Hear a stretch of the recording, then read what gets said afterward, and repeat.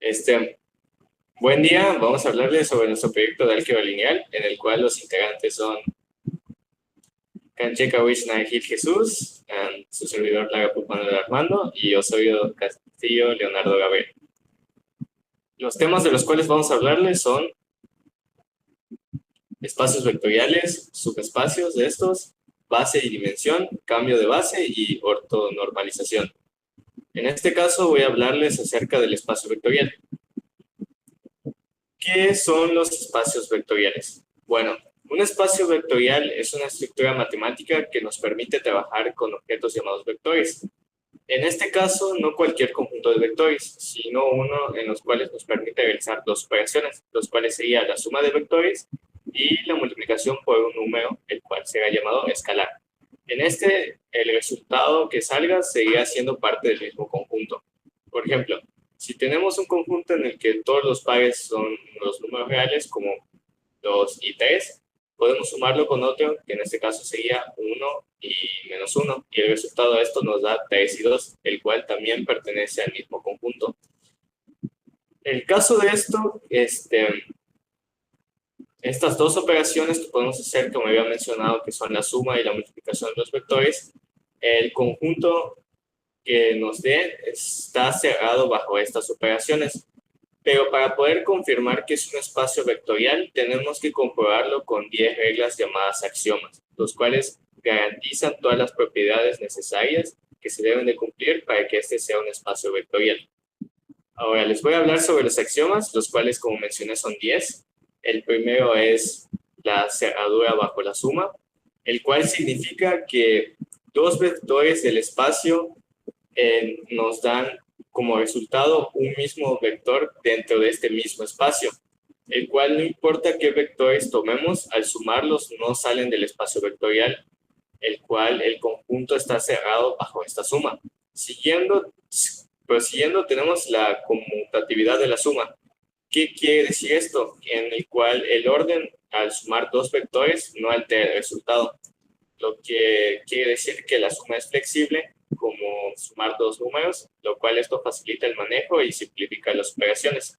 Siguiendo tenemos la asociatividad de la suma, el cual al sumar tres vectores, no importa cómo los agrupes, el resultado será el mismo.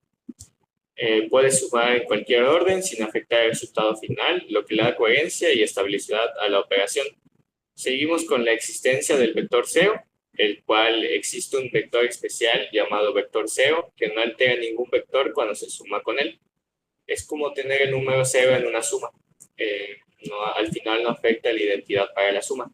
Seguimos con la existencia del opuesto, el cual significa que para cada vector hay otro que al sumarse da el vector cero. Esto nos permite restar vectores o cancelar uno con otro, lo cual es esencial para resolver ecuaciones vectoriales. Continuamos con la cerradura del producto por un escalar, el cual significa que al multiplicar un vector por un número real, produce otro vector dentro del mismo espacio, el cual este espacio está cerrado bajo el escalamiento, el cual podemos agrandar o achicar vectores sin salir de este mismo espacio. Seguimos con la distribución del producto escalar respecto a la suma de vectores, el cual al multiplicar un escalar por la suma de dos vectores es igual a multiplicar el escalar por cada vector y luego sumar. ¿Esto qué quiere decir? Que el escalar se distribuye sobre la suma, similar a como se distribuye la multiplicación de números. Continuamos con la distribución del producto escalar respecto a la suma de escalares, el cual al multiplicar la suma de dos escalares por un vector, es igual a multiplicar cada escalar por el vector y luego sumar. Aquí el vector distribuye la suma de los números escalares, facilitando la combinación lineal de vectores. Tenemos después la compatibilidad del producto escalar, el cual es multiplicar dos escalares y luego un vector, es igual a multiplicar primero el vector por uno y luego por el otro. Aquí la multiplicación escalar es asociativa, lo que garantiza que el orden de multiplicar escalares no cambie el resultado. Y por último tenemos el elemento neutro del producto escalar. Aquí multiplicamos un vector por 1, el cual deja al vector igual, no le afecta. Esto quiere decir que el número 1 funciona como el elemento neutro de la multiplicación por escalares, igual que en la multiplicación normal. Y aquí tenemos algunos ejemplos, el cual está centrado en tres axiomas, que es la suma cerrada, el vector cero, el producto escalar, los cuales serían como los más importantes entre ellos. Y como vemos, tenemos dos axiomas, el cual es 2,3 y 4,-1. En el primero, que es la suma cerrada, tenemos que al sumar dos vectores, como se muestra aquí, el resultado pertenece al mismo conjunto. Y tenemos el vector cero, que básicamente aquí sumamos el primer vector, que es 2,3, más el vector cero, que como lo dice su nombre, es cero, lo cual nos da el mismo vector ya mencionado, que sería el 2,3. Y después tenemos el producto escalar, el cual multiplicamos un número por un vector. En este caso, el número sería 3. Lo multiplicamos por el vector 2,3, que nos da igual a 6,9. ¿Qué quiere decir esto? Que al igual que en la suma, el resultado que te da pertenece al mismo conjunto. Así que no varía ni se sale de esto.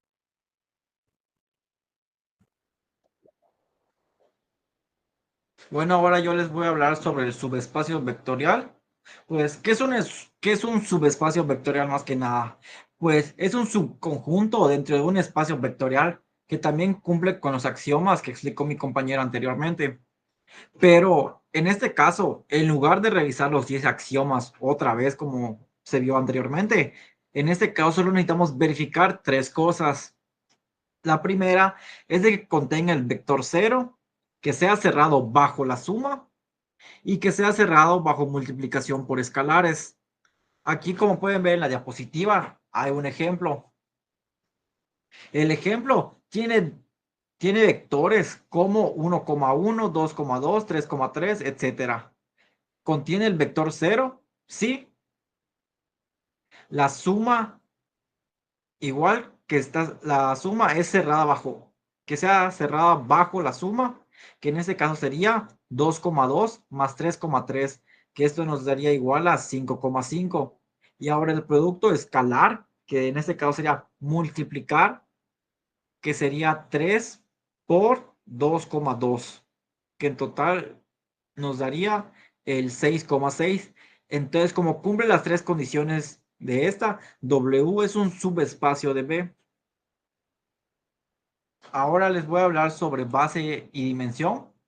Pues más que nada, una base es un conjunto mínimo de vectores que pueden generar todo el espacio vectorial a través de combinaciones lineales y que además son independientes. Es decir, que no se pueden escribir unos en función de otros. La dimensión es simplemente la cantidad de vectores en esa base. Por ejemplo, en R cuadrada, la base más común es 1,0 y 0,1 y la dimensión de esta sería 2. Y en R cúbica, la dimensión es 3 porque se necesitan tres vectores independientes. Ahora, acá hay un ejemplo. Forman una base. Pues vamos a analizar el conjunto de ese. Observamos que el segundo vector es el doble del primero. Como pueden ver, es este de aquí. 2,4,6.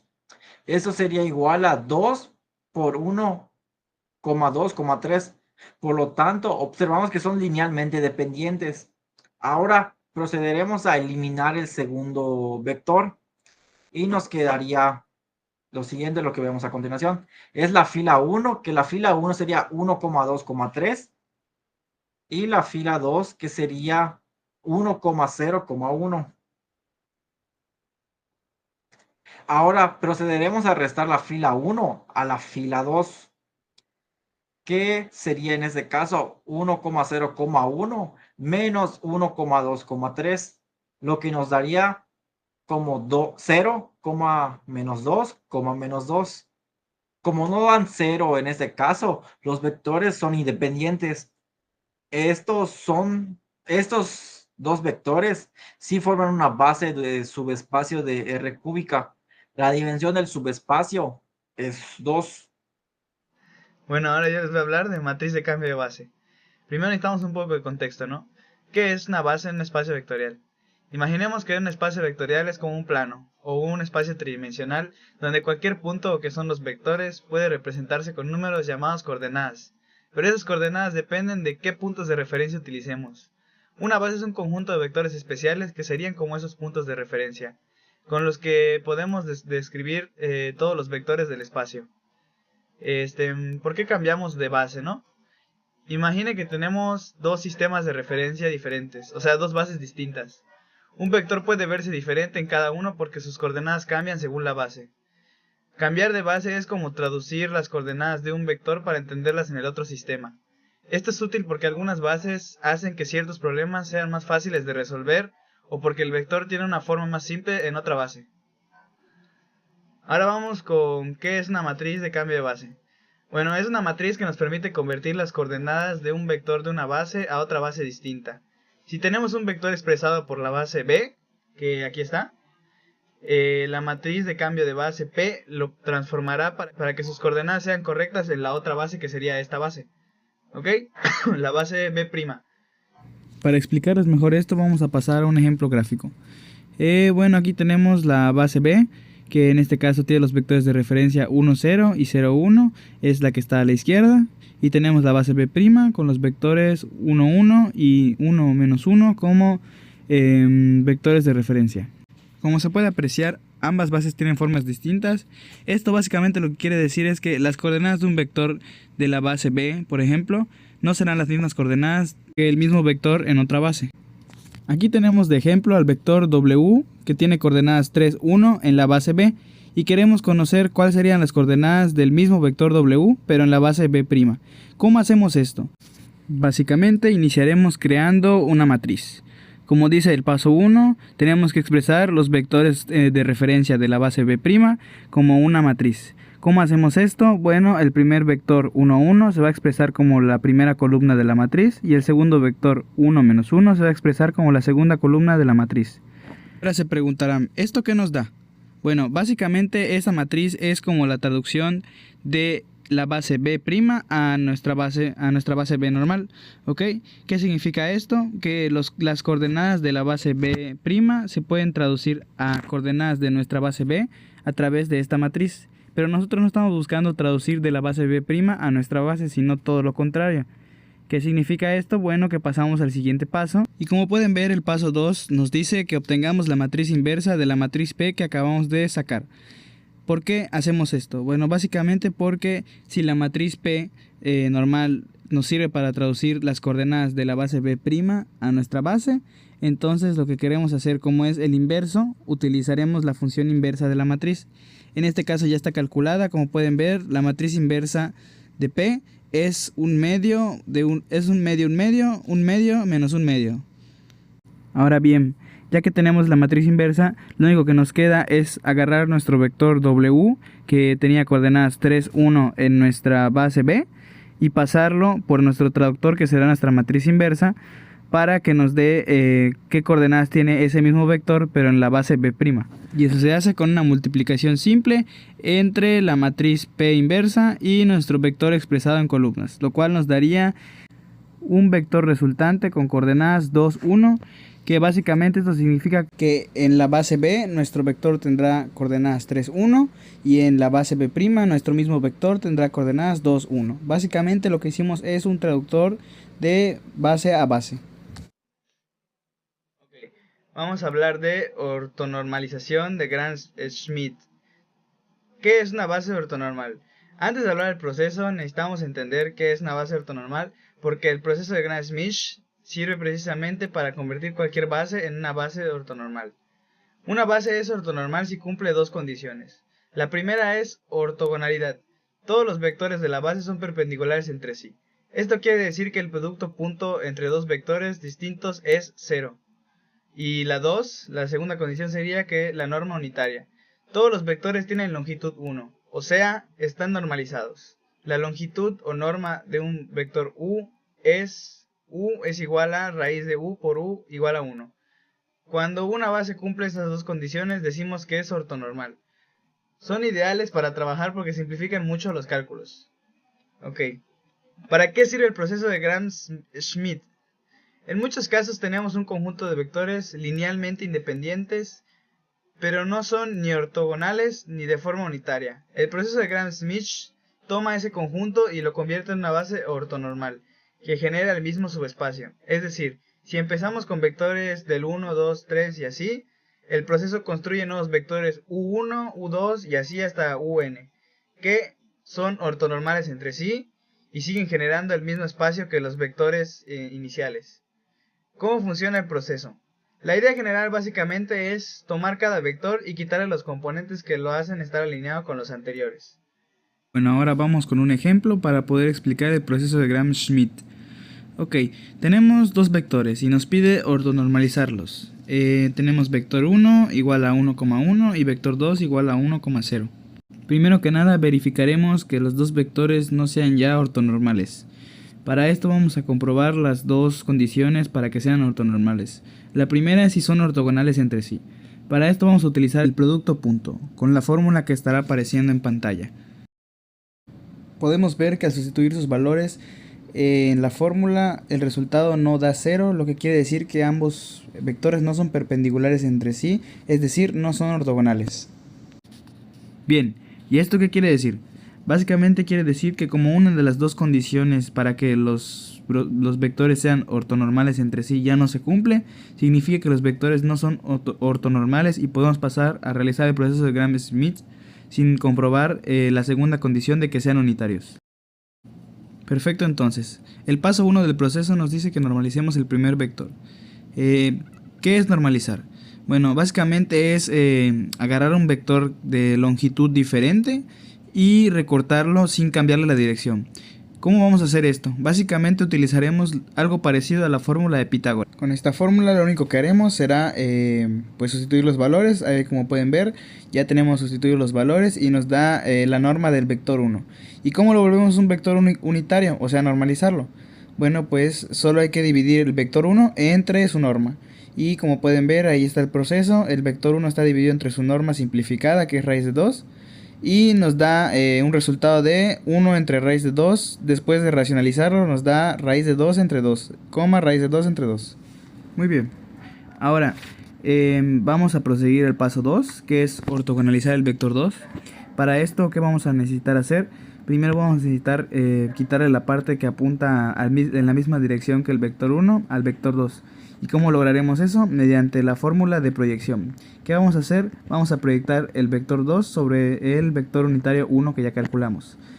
Como pueden ver en la fórmula, el vector 2 se multiplica por el vector unitario mediante el proceso del punto medio que ya vimos antes, y lo dividimos entre el vector unitario por sí mismo, igual utilizando la fórmula del punto medio. En otras palabras, arriba veremos qué tanto se parece el vector 2 al vector unitario, y abajo veremos qué tan largo es el vector unitario al cuadrado. Esto debe dar 1, obviamente, y luego lo vamos a multiplicar todo por el vector unitario otra vez. Aquí en la fórmula se puede apreciar mejor.